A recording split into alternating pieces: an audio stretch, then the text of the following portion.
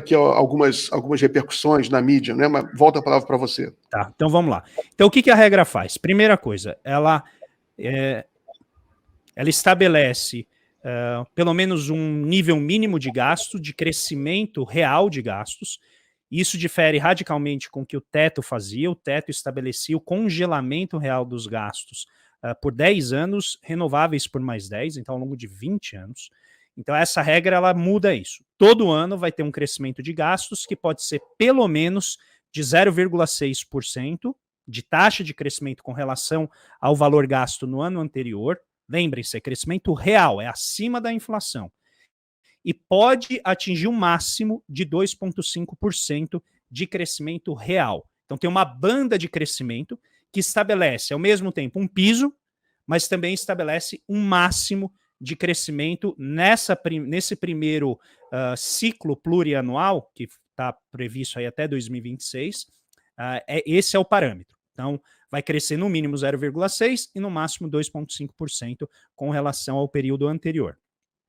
Esta regra de gasto, que limita a trajetória de gastos, efetivamente, ela vai ser combinada com uma banda de variação do superávit primário, que é o resultado fiscal em cada ano que o governo apura, subtraindo das receitas que ele colhe os gastos que ele efetuou. Então, essa banda ela tem uma variação de 0,25% para cima e para baixo com relação ao PIB, e ela tem uma trajetória que foi estabelecida por parte da equipe econômica, que vai de 0,5% do PIB esse ano para a zeragem do déficit no ano que vem. Então, a gente sai de um déficit de 0,5%, que é a meta para este ano. Chegamos na zeragem do déficit em 2024 e 2025, 2026 a gente já passa a ter superávit, né? Aí varia entre 0,5% até 1%. Tem dois cenários que a equipe econômica desenhou com diferentes ritmos, né, de esforço fiscal, diferentes níveis de esforço fiscal. Então, esse é o segundo ponto elementar. E o terceiro ponto, que é muito importante, é a trava que foi colocada do ponto de vista do crescimento do gasto atrelado à receita com um redutor. Tá? Então, esse redutor ele vai ser aplicado para impedir que o gasto cresça muito à frente da receita. Então, o que isso significa? E aí eu vou fazer um exemplo aqui numérico para vocês entenderem onde que as travas se aplicam e como que elas ocorrem. Então, o governo pega a arrecadação acumulada em 12 meses no período anterior, então ele tem que apresentar a lei orçamentária em julho deste ano, então ele vai pegar toda a variação da arrecadação que ocorreu entre junho de 2022 e julho de 2022 e junho de 2023. Então a arrecadação cresceu, por exemplo, eu vou começar com um dado grande, tá? A arrecadação cresceu 10% acima da inflação. Então teve um crescimento de 10%. Pela regra do redutor, o governo, então, no ano que vem, agora em 2024, ele pode aumentar o gasto em 7%. Então ele vai pegar o gasto que terminou a projeção, o gasto de 2023, e vai adicionar 7% acima da inflação. Ele vai pegar a inflação, vai colocar mais 10%, e aí ele vai ter o gasto que ele pode fazer no ano seguinte. O problema é que, se o gasto crescer 7%, pela trajetória do superávit primário, ficaria ruim, o superávit ia ficar muito baixo. Então, o que eles fizeram? Colocaram um limite de 2,5%. Então, o gasto, em vez de crescer 7%, ele pode crescer no máximo 2,5% acima da inflação. Tá? Então, esse é o primeiro exercício. Agora, vamos imaginar que a economia entre numa recessão.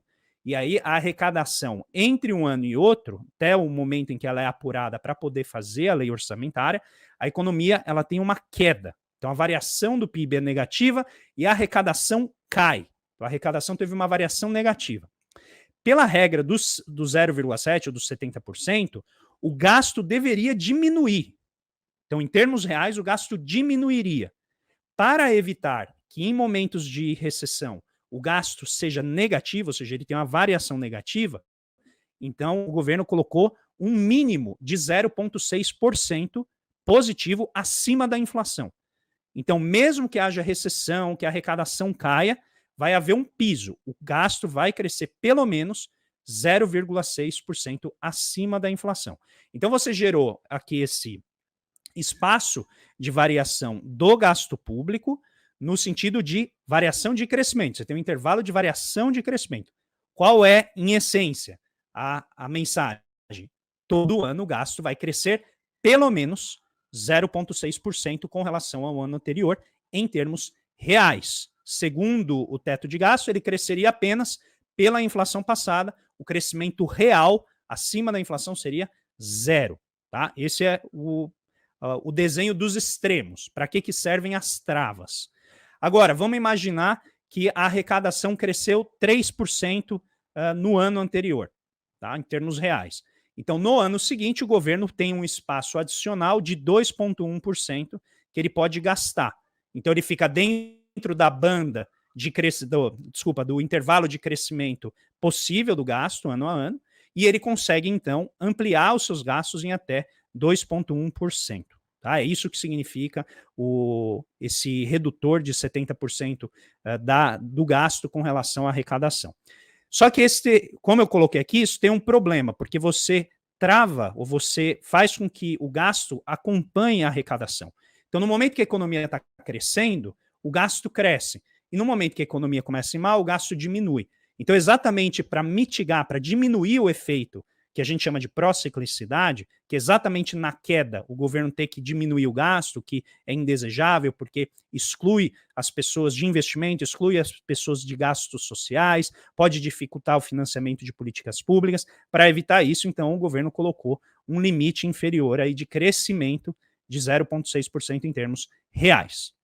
Dito isso, vamos imaginar a situação em que a outra regra, que é o superávit primário, que tem uma banda que pode ser 0,25% acima, 0,25% abaixo, que é a poupança que o governo faz.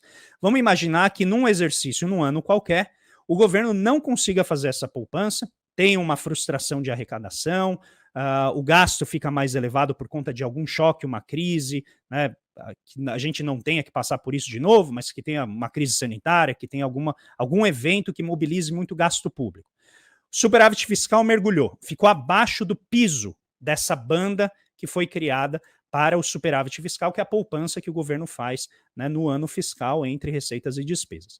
Caiu abaixo, para que o governo não renove, né, essa motivação de continuar gastando acima do que ele arrecada, o que vai acontecer? No ano seguinte, quando você for preparar ali, o governo for preparar a lei de diretrizes orçamentárias para o ano seguinte, em vez de colocar 70% do crescimento da receita até ali, ele só vai poder colocar 50% do crescimento da receita. Então, você penaliza o governo, penaliza o Ministério da Fazenda, a Secretaria do Tesouro, porque no ano anterior eles burlaram a meta. Tá? Então, esse é o jogo aqui. Aí você conseguiria fazer o ajuste, né, ano a ano, dentro de um período mais largo, que seria de 4 anos, só que você garante que o governo consiga corrigir, né, rota para evitar que haja, né, todo esse alvoroço que ocorre quando o mercado financeiro diz que a trajetória da dívida está fugindo do controle e assim por diante. Então a ideia aqui qual que é? Colocar um limite de gasto com piso, tá? Então existe esse limite de gasto, ele é variável. Notem que o governo só deu o dado até 2026, e essa é a ideia da reforma. A partir de 2026, segundo a regra aqui, ele pode repactuar isso. Né? Caso haja reeleição do Lula, caso seja eleito um outro presidente, ele pode repactuar o quê? Os parâmetros, sem mexer na reforma como um todo. Então pode entrar um governo que fala assim, eu não quero ter um limite de 2,5% de crescimento do gasto, quero ter 7% de teto de crescimento do gasto, por exemplo. Pode entrar um governo, né, que seja mais conservador e falar, não, eu quero ter no máximo um crescimento de gasto de 1% do PIB e o piso zero. Tá? Então a regra, ela acomoda diferentes vertentes políticas sem precisar redesenhar a regra, sem precisar gerar toda essa discussão, toda essa volatilidade que acontece tanto nas expectativas de mercado financeiro quanto, né, no que diz respeito à pressão da imprensa sobre o governo e assim por diante. Então a ideia da regra um pouco é essa. E aí, pode voltar, Miguel, para a gente bater um papo? Eu queria só apresentar o básico, mas aí, se a gente tiver dúvidas, tiver questões, aí eu fico mais do que feliz em tentar, né, esclarecê-las. Não, agora está um pouco mais claro, né? mais claro, né? Pode aumentar o gasto até 2,5%, né? Se houver o crescimento, a despesa, pode aumentar a despesa até 2,5%, se houver aumento da receita no ano anterior, né? Se houver uma queda, né, você tem uma medida anticíclica que permite que você aumente 0,6%, mesmo que haja queda. Entendi, né? O que eu entendo também, André, que o governo tenta uma engenharia política, né, para tentar derrubar o teto de gastos, colocar alguma coisa no lugar que seja um pouco mais flexível. Agora, o que eu quero saber, o que todo mundo quer saber, é se esse arcabouço fiscal ele vai liberar, por exemplo, recursos para investimento em infraestrutura? Isso ainda não está definido, vai precisar ser definido no texto mesmo da lei, né, que vai ser encaminhada. Mas me parece que eles vão demarcar, aí eu não sei se vai ser uma proporção, se vai ser um limite mínimo, né, ou pelo menos um piso para o investimento público. Ao que tudo indica, você vai ter um piso para investimento público. Vamos imaginar a situação em que o governo tenha, né, nunca ocorre, mas vamos imaginar que ele tem um surto de arrecadação. Como o gasto já está definido com base na arrecadação do ano anterior, então ele não pode aumentar muito mais o gasto naquele ano. Então, naquele ano, teve um superávit que estourou o teto da banda. Então, o teto da banda era lá 1,25% do PIB e o governo conseguiu 2% do PIB de superávit. Então, ele excedeu o teto em 0,75% do PIB. Nessa situação, no ano seguinte, o governo ganha este espaço de 0,75% do PIB para aumentar os seus investimentos, para aumentar os seus gastos. Aqui entra um elemento de engenharia política, que é quanto desse dinheiro a mais vai exclusivamente para investimento, quanto desse dinheiro vai para gasto corrente, por exemplo. Tá? Então, isso a Câmara já está justamente debatendo. A pressão é para que esse dinheiro vá quase que integralmente para investimento. Roberto Campos Neto já pressionou para que uma parte desse excesso vá para diminuir a dívida. A Fazenda, até onde eu sei, né, não gosta dessa ideia, porque a ideia de você calcular a banda do superávit é estabelecer uma trajetória, né, de controle, de estabilização da dívida. Então, por isso, não faria sentido você fazer um esforço fiscal maior ao longo do tempo. Tá? Então, o debate aqui está em torno disso. Aí tem alguns aspectos importantes que talvez escapem, mas aqui não acompanha muito esse debate, e que tem a ver com, por exemplo, a criminalização da política. Né? A gente teve, a partir do governo Dilma, principalmente a partir do golpe, a gente tem um apagão de canetas. Né? O servidor público, as pessoas que estão em posições de poder que têm que decidir, ficam com muito medo de decidir exatamente por conta, né, de todos os processos, questões associadas a como o TCU avalia as contas. E a proposta da Fazenda agora é, primeiro, não ter que fazer a apuração do superávit a cada bimestre, que era como era feito antes.